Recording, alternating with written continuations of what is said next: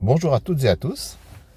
La vidéo que j'ai le plaisir de présenter devant vous aujourd'hui concerne le début du cours d'analyse de SMPC S2 de la Faculté des Sciences de Rabat, Université Mohammed V, pour l'année universitaire 2021-2022. Donc, nous allons commencer par ce que j'appellerai le chapitre 0, et notamment certains rappels. Si f est une fonction continue sur un intervalle i de R, on dira que f est dérivable en un point a de i si la limite lorsque x tend vers a de f de x moins f de a sur x moins a, si cette limite existe et est finie. Alors, cette limite, c'est aussi, si l'on préfère, la limite lorsque h tend vers 0 de f de a plus h moins f de a sur h. F de a plus h moins f de a sur h, c'est ce qu'on appelle le taux d'accroissement de f entre a et a plus h. La quantité qui est donc cette limite, la limite lorsque h tend vers 0 de f de a plus h moins f de a sur h, cette quantité est le nombre dérivé de f en a. Il se note f' de a. F' de a, c'est donc la limite lorsque h tend vers 0, comme nous l'avons dit, de f de a plus h moins f de a sur h. Alors, si f est dérivable en tout point x d'un intervalle i, alors on dira que f est dérivable sur i. Et dans ce cas, f' de x, c'est la limite lorsque h tend vers 0 de f de x plus h moins f de x sur h. Bien entendu, c'est une fonction puisque ça dépend de x. Et cette fonction s'appelle la fonction dérivée de f. La dérivée. Nous allons voir les différentes règles de dérivation que nous appellerons les dérivées usuelles. Alors, si f est une fonction constante, ça veut dire qu'elle vaut a pour tout x de R, alors la dérivée f' de x est la fonction nulle, f' de x égale à 0. En effet, si nous calculons le taux d'accroissement et sa limite lorsque h tend vers 0 de f de x plus h moins f de x sur h, c'est la limite lorsque h tend vers 0 de a, parce que f de x plus h, c'est a comme tous les f de n'importe quoi, c'est a, moins f de x, c'est aussi a, sur h. Ben, a moins a, ça fait 0, donc f' de x égale à 0. Voilà pour une fonction constante. Si f est une fonction affine, du type donc f de x égale ax plus b, la dérivée, c'est la constante égale à a. D'accord? Vérifions-le. Donc, limite lorsque h tend vers 0 de f de x plus h moins f de x sur h, c'est la limite lorsque h tend vers 0 de a facteur de x plus h plus b moins ax moins b sur h. C'est donc la limite lorsque h tend vers 0 de ah sur h, c'est-à-dire a. Donc f' de x égale a.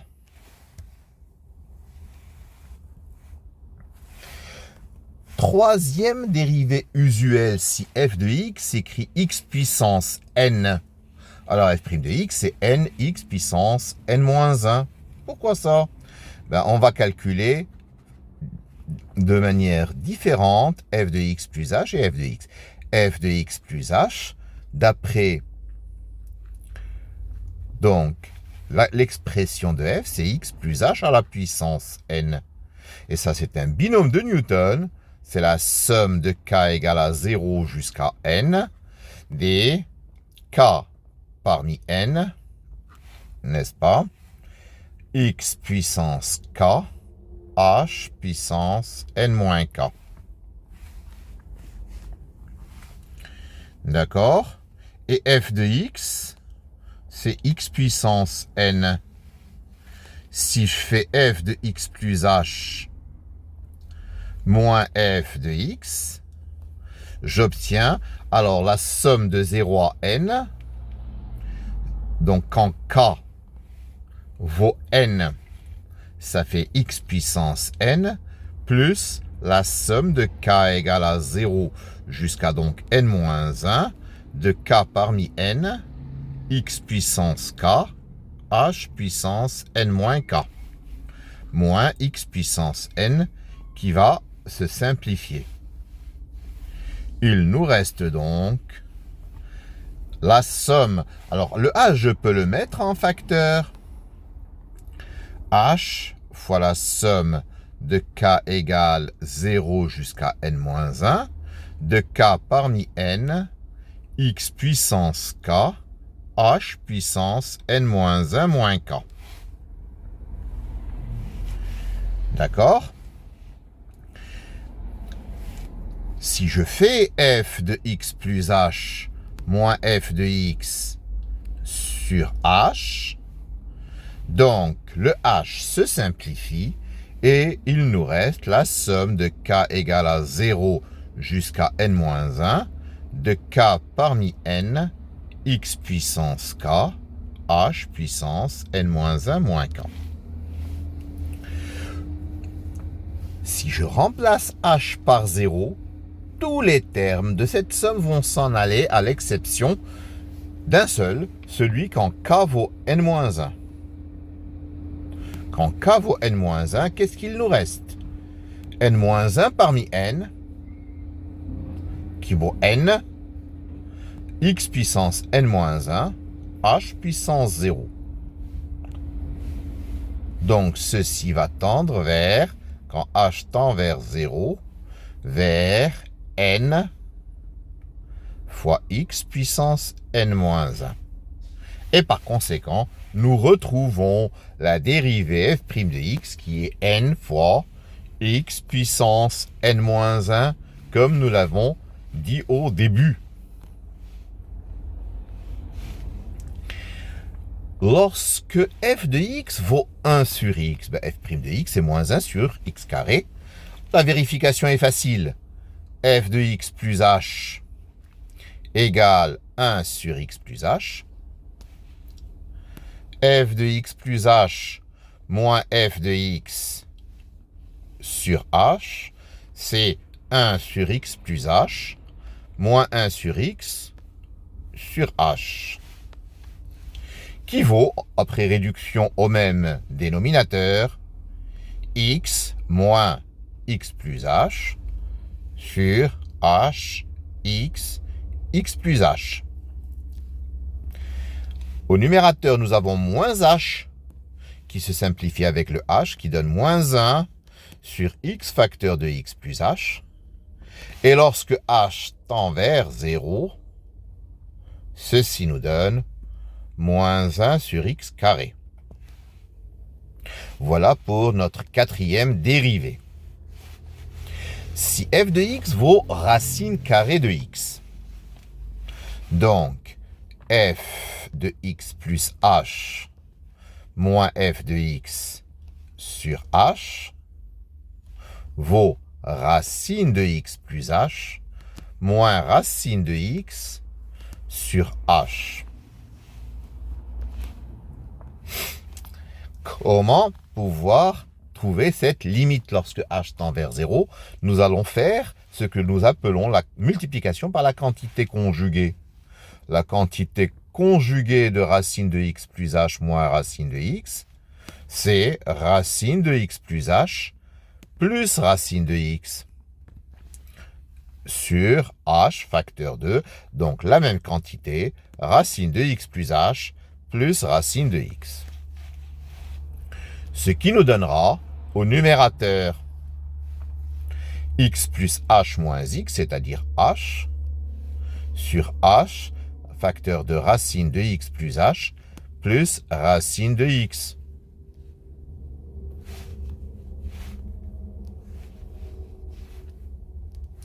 C'est-à-dire 1 sur racine de x plus h plus racine de x qui tend vers 1 sur 2 racines de x. Et nous retrouvons ce que nous avions posé comme dérivée f' de x, c'est 1 sur 2 racines de x, effectivement. Sixième dérivée, si f de x vaut exponentielle de x. F de x plus h moins f de x sur h, c'est exponentielle de x plus h moins exponentielle de x sur h. C'est-à-dire exponentielle de x, facteur de exponentielle de h, moins 1 sur h. D'accord? Alors, exponentielle de h, moins 1 sur h, cette quantité est une limite connue, elle tend vers 1. Donc, ceci tend vers exponentielle de x. La dérivée de l'exponentielle de x, c'est elle-même. Si f de x, c'est ln de x. F de x plus h moins f de x sur h, c'est ln de x plus h moins ln de x sur h. C'est-à-dire, alors si je mets x en facteur dans la première expression, ln de donc x facteur de 1 plus h sur x, pour x bien sûr strictement positif, sinon ln de x n'existe pas, moins ln de x sur h. Quand je développe ln de AB, c'est ln de A plus ln de B. Donc ln de x va se simplifier. Il me restera ln de 1 plus h sur x sur h, que je peux écrire h sur x fois x. Cette quantité-là tend vers 1 quand h tend vers 0. Et il me reste que l'ensemble tend vers 1 sur x lorsque h tend vers 0. La dérivée de sinus x, c'est cosinus x. En effet, sinus de x plus h moins sinus x sur h, par propriété de la fonction sinus, ça donnera sinus x cosinus h plus cosinus x sinus h moins sinus x, le tout sur h. C'est-à-dire sinus x sur x, facteur de cosinus h moins 1 sur h, plus cosinus x fois sinus h sur h. Cette quantité tend vers 0 quand h tend vers 0, et cette quantité tend vers 1. Donc l'ensemble tendra vers cosinus x lorsque h tend vers 0. Donc la dérivée de sinus x, c'est cosinus x. De même, f de x plus h moins f de x sur h, c'est cosinus de x plus h moins cosinus x sur h, c'est-à-dire cosinus x cosinus h moins sinus x sinus h moins cosinus x sur h. C'est-à-dire cosinus x facteur de cosinus h moins 1 sur h moins sinus x fois sinus h sur h. Comme tout à l'heure, ceci tend vers 1, ceci tend vers 0, lorsque h tend vers 0 bien entendu, donc l'ensemble tend vers moins sinus x. Donc la dérivée de cosinus x, c'est, comme nous l'avons vu, moins sinus x. Lorsque f de x maintenant vaut tangente x, alors f de x plus h moins f de x sur h, c'est égal à tangente de x plus h moins tangente x sur h. Tangente de x plus h, ça vaut tangente x plus tangente h sur 1 moins tangente x tangente h. Moins tangente x, le tout sur h. Si je réduis au même dénominateur, ça me donne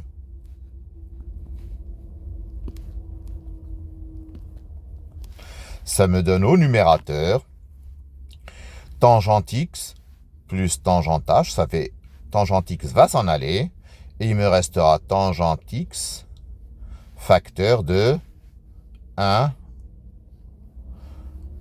plus tangente carré x tangente h.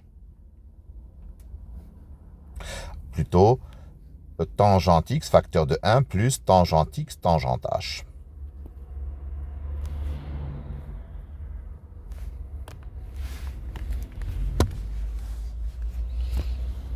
Non, c'est tangente h facteur de 1 plus tangente carré x. Je me suis trompé. Voilà, c'est exactement ça. Bien, alors quand h tend vers 0, donc tangente h sur h, ça tend vers 1. Tangente h du dénominateur, il tend vers 0.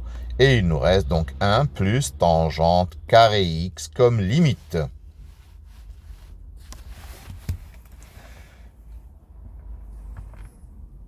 Alors, pour la fonction arctangente x, arctangente de x plus h moins arctangente x sur h. Comment allons-nous faire? Alors, nous allons remplacer arctangente x par une fonction u. D'accord? Mais ça sera d'ordre plus compliqué, ce qui fait que nous allons laisser passer cette dérivée pour plus tard, parce que nous allons faire appel à la dérivée des fonctions composées que nous allons voir dans un petit moment. Bien, si u et v sont deux fonctions numériques dérivables, f de x, ce serait a fois u de x, c'est-à-dire une constante a fois une fonction u. Alors pour dériver, c'est tout simplement la constante a qu'on laisse devant fois u' de x. Exemple, f de x égale 3x carré. F' de x, le 3 on le laisse devant. La dérivée de x carré, c'est 6x, c'est 2x, pardon, et ça fait au total 6x. F de x, c'est une somme de deux fonctions. La dérivée, c'est la somme des dérivées. Par exemple, f de x égale x plus e de x. Et bien, f' de x, c'est 1 plus e de x. U de x à la puissance n, la dérivée c'est n fois u de x, la fonction tout entière à la puissance n-1 fois sa dérivée. C'est-à-dire, en exemple, si je prends f de x égale 4x carré moins x plus 1 à la puissance 5, et bien f' de x vaut 5 facteur de 4x carré moins x plus 1 à la puissance 4 facteur de 8x moins 1, qui est donc la dérivée de 4x carré moins x plus 1. Si je prends un produit de deux fonctions u et v, la dérivée c'est la dérivée de la première fois la seconde plus la première fois la dérivée de la seconde. Exemple, f de x égale x ln x, et bien f' de x, c'est 1 fois ln de x, plus x fois 1 sur x, c'est-à-dire ln de x plus 1. Si f de x, c'est 1 sur u de x, c'est 1 sur une fonction. F' de x, c'est moins la dérivée de cette fonction sur cette fonction au carré. Donc, je prends un exemple. F de x égale 1 sur x carré plus 1. F' de x, c'est moins 2x sur x carré plus 1 au carré. Si f de x vaut racine de u de x, f' de x, c'est la dérivée de ce qui est dans la racine, c'est-à-dire u' de x, sur 2 racines de u de x. Par exemple, si je prends f de x égale racine de cosinus x, la dérivée f' de x, c'est moins sinus x sur 2 racines de cosinus x. Si je prends exponentielle de u de x, la dérivée, je dérive ce qu'il y a dans l'exponentielle multiplié par cette exponentielle elle-même. Par exemple, si f de x égale exponentielle de 4x moins 2, f' de x égale la dérivée de 4x moins 2, c'est-à-dire 4 exponentielle de 4x moins 2.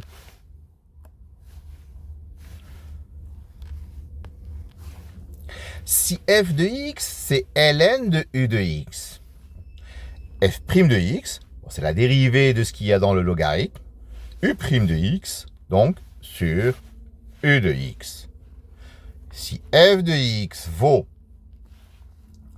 ln de, par exemple, e de x plus x, f' de x, c'est, donc la dérivée de e de x plus x, ça fait e de x plus 1 sur e de x plus x.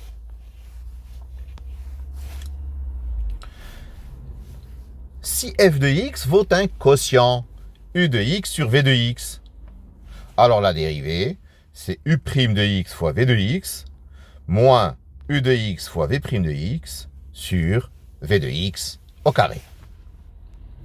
Si f de x vaut x sur x carré plus 1, f' de x vaut 1 fois x carré plus 1, moins x fois 2x sur x carré plus 1 au carré. Enfin, ceci vaut, si je calcule au numérateur, x carré plus 1 moins 2x carré, ça fait 1 moins x carré sur x carré plus 1 au carré. Si f de x vaut u de v de x, f' de x vaut u' de v de x multiplié par v' de x. Si par exemple f de x vaut cosinus de ln de x, f' de x, c'est moins sinus de ln de x multiplié par 1 sur x.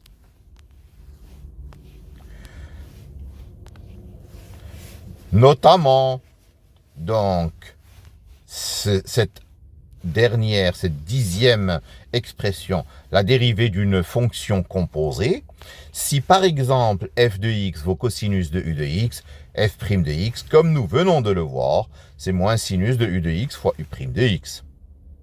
Si f de x vaut sinus x, et bien f' de x vaut cosinus de u de x fois u' de x.